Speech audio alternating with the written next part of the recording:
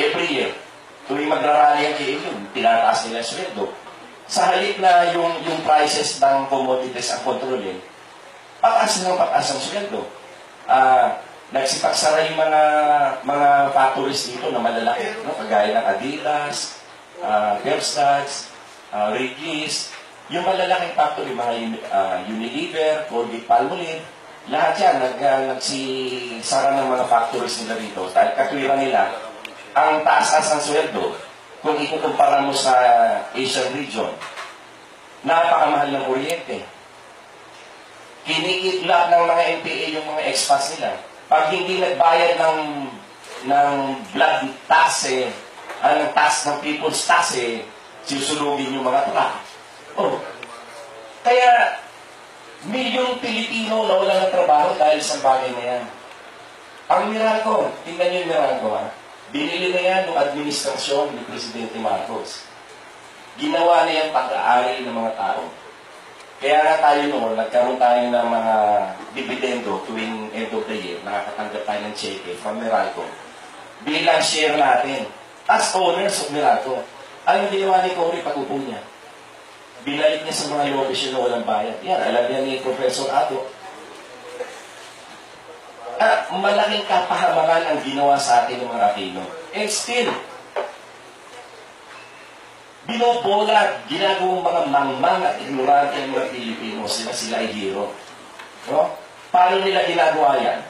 Yung yellow media, every year, piniplay yung February Revolution. Kagagawa naman ng Amerikano yan dahil gusto nilang palayasin si Marcos dahil hindi na nila matiktahan.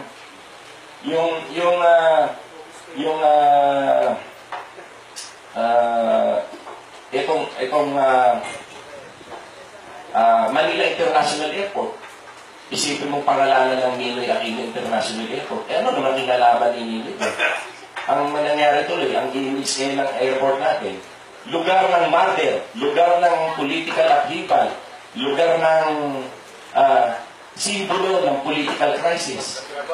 Kaya napakapangit. Ba't hindi ba ibalik yan sa Manila International Airport? Ito pa isang nakakainis, nakakapag-init ng dugo ito. Yung Rizal Memorial Stadium. Isipin mo palitan ba naman ng Ninoy Aquino Stadium? Ano naman, ikumpara nyo nga si Ninoy kay Rizal. Ikumpara nyo yung sakripisyo ni Rizal na talagang kusang nagpabaril para lang magising ng mga Pilipino.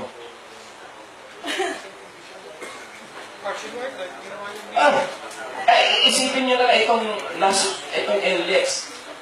Yan, North Luzon Expressway na yan. Ang blueprint niyan ay binuo during the time of President Diosdado Macapagal. Yung plan niyan. Ang nag-implement si President Marcos ang nagpa-construct. Ang nagpa-extend at nagpalapad niyan si President Gloria Macapagal Arroyo hanggang SCTEX. Pati yung T-Flex na yan was done, the planning and the budgeting was done during the time of Gloria. Ngayon, mayroong isang sip-sip na bobo at na isang kumbisista na talagang namumura ng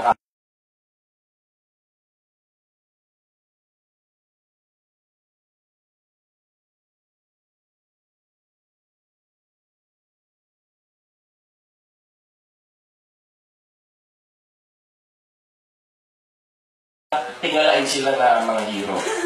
At sa ganoon, kung sino yung gusto nila ibigtan na gawin sa eleksyon, yun ang mananalo. Hindi ba malaking kalukuhan yan? Malaking panluloko, ginagawa tayong mangmang at mga ignorante hanggang ngayon. Dapat ma-realize ng mga Pilipino yan. Kaya kayo, yung mga nandito na kayo, nakakalamang kayo sa pag-iisip. Mataas ang antas ng inyong pag-iisip. Ipaliwanag nyo ito sa inyong pamilya. Paliwanag nyo ito sa mga kapitbahay, mga kaibigan, mga kaklase nyo. Ipaliwanag nyo ito para mamulat ang mga tao. Hindi habang panahon tanga tayo. Hindi habang panahon mangmang tayo. Hindi habang panahon ignorante tayo. Dahil kasi, mauulit at mauulit itong pangyayari na ganito, na puro katangahan, puro katarantaduhan, puro incompetence. No?